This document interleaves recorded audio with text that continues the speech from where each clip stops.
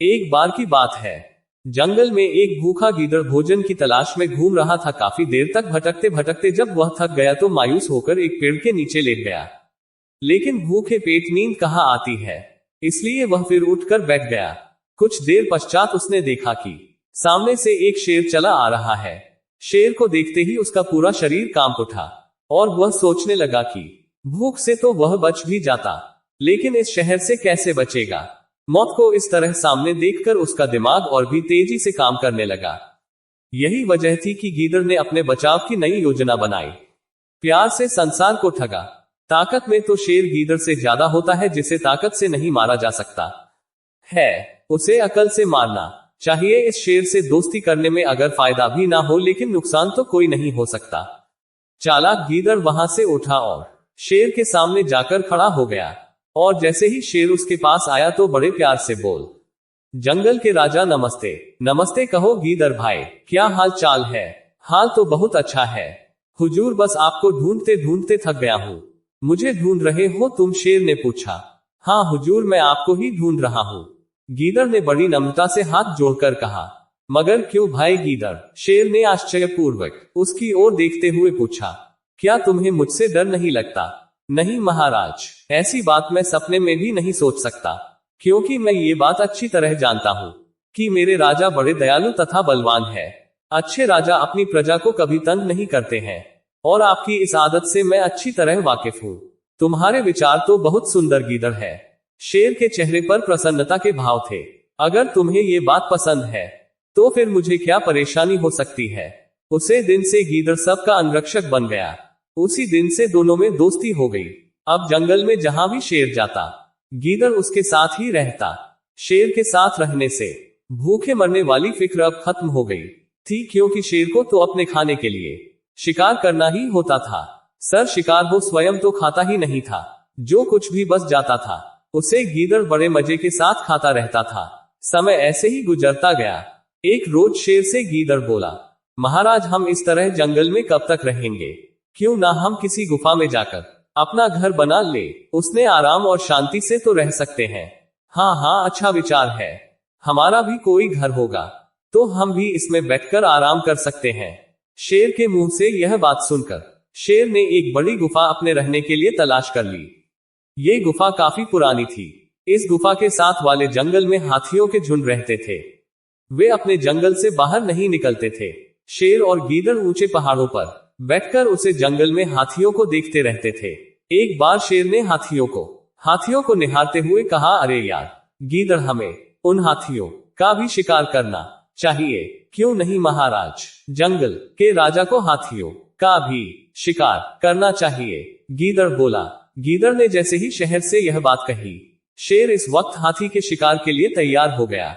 सच बात तो ये थी कि हाथी के शिकार का नाम सुनते ही गीदड़ के मुंह में पानी आ गया।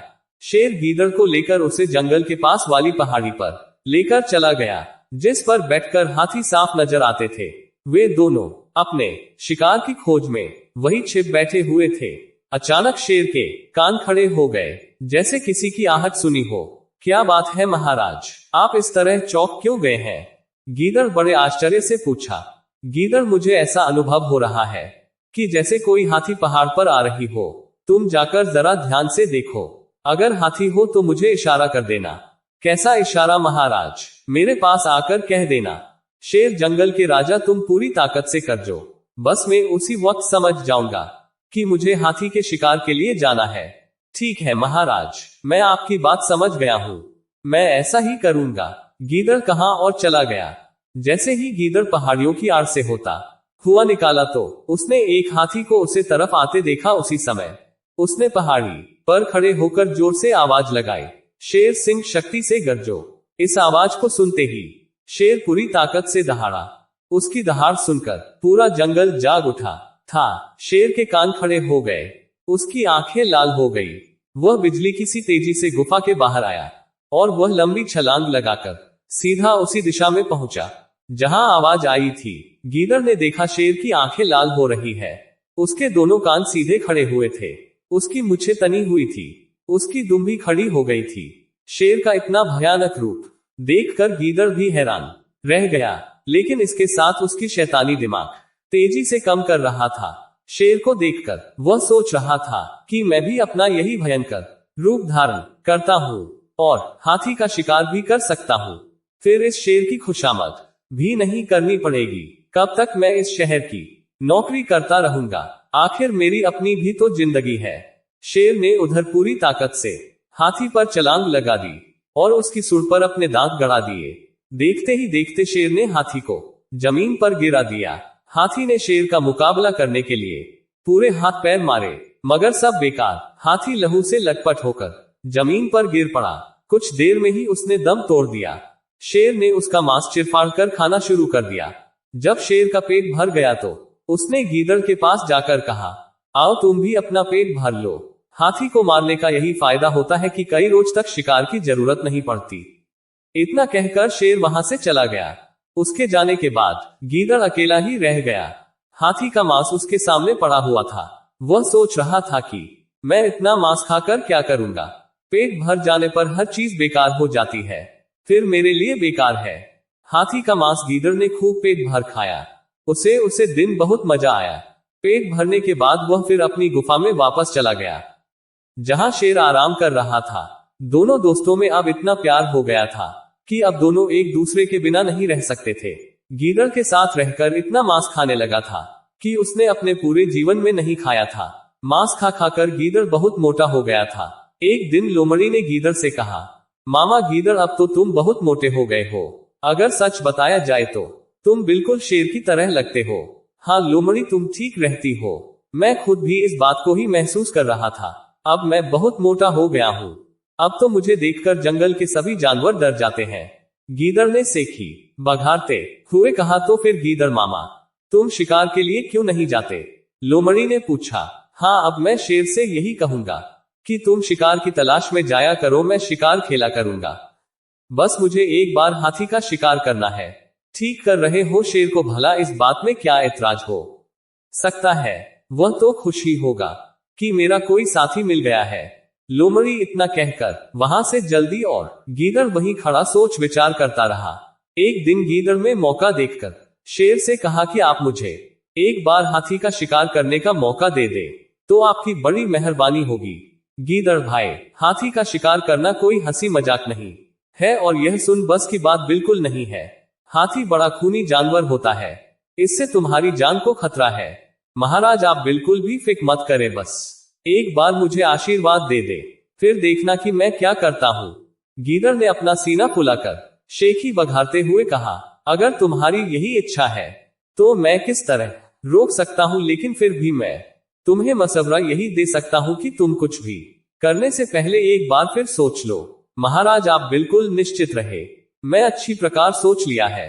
बस आज मुझे शिकार करने के लिए आवाज दीजिए और फिर आप बैठकर मेरा कमाल देखना। ठीक है महाराज, मैं चलता हूँ। इतना कहकर शेर गीदड़ को साथ लेकर इस पहाड़ी पर जाकर छिप गया। दूसरे जंगली जानवर इतने मोटे ताजे गीदड़ से डरकर उसे नमस्कार कर रहे थे। शेर के जाने के बाद जंगल के सभी जानवर गीदड़ के चारों तरफ जमा हो गए थे। सभी जानवर गीदड़ को हाथी का शिकार करते हुए देखना चाहते थे।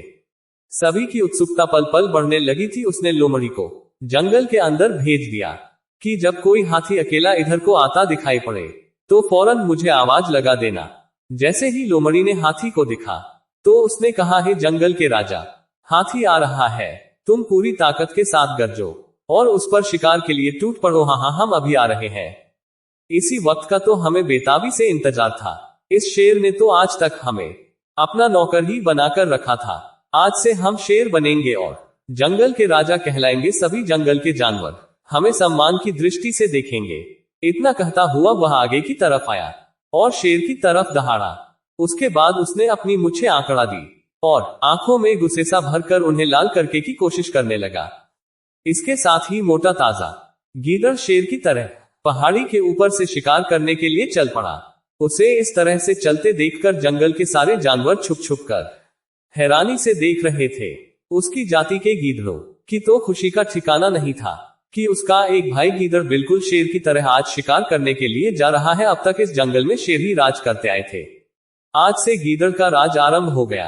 आप तो हमेशा के लिए शेर का डर खत्म हो जाएगा। उधर हाथी बड़ी मस्ती के साथ इस दिशा में बढ़ता हुआ चला आ रहा था। कुछ देर पश्चात हाथी और गीदड़ का युद्ध शुरू होने वाला था। रीच, लोमड़िया, खरगोश, गीदड़ सभी जानवर इस युद्ध को देखने के लिए पहाड़ी की चोटी पर खड़े थे। कुछ देर बाद ही हाथी गीदड़ के पास पहुंच गया। उधर से गीदड़ भी दहाड़ता हुआ उसके पास पहुंच गया। गीदड़ को एक बात अच्छी तरह मालूम थी कि शेर सबसे पहले हाथी की सूंड पर वार करता है, इसलिए उसने सबसे पहले हाथी की सूंड पर ही छलांग लगाई और अपने तेज दांतों द्वारा उसकी सूंड को काटने की कोशिश करने लगा। हाथी ने अपनी ओर को बड़ी होशियारी के साथ बचाया तो गीदड़ सीधा इस टांग से जाकर टकराया। हाथी तुरंत पहचान गया कि यह शेर नहीं है, इसलिए गुस्से में आकर चिंघाड़ा। हाथी की चिंघाड़ सुनते ही गीदड़ का दिल कांप गया।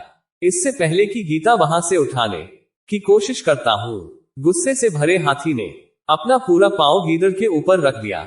इसी वक्त एक जोरदार धमाके के साथ गीदड़ का पेट फट गया और उसके मुंह से एक दर्दनाक चीज निकली और नकली शेर गीदड़ हमेशा के लिए मौत के नींद सो गया। गीदड़ की मौत देखकर बाकी सारे जानवरों वहां से भाग खड़े हुए। इस घटना पर शेर को भी बड़ा अफसोस हुआ। तो प्यार हो भाइयों बहनों, इस कहानी से हमें यही शिक्षा मिलती है कि हमें कभी किसी की नकल नहीं करनी चाहिए। जो प्राणी किसी की नकल करने की कोशिश करता है वह नुकसान उठना है। चैनल को सब्सक्राइब कर लीजिएगा, बेल आइकन घंटी आल पर कर दीजिएगा ताकि आने वाले वीडियो का नोटिफिकेशन आपको मिलता रहे। यहाँ तक वीडियो देखने के लिए बहुत बहुत धन्यवाद। आपका दिन शुभ हो।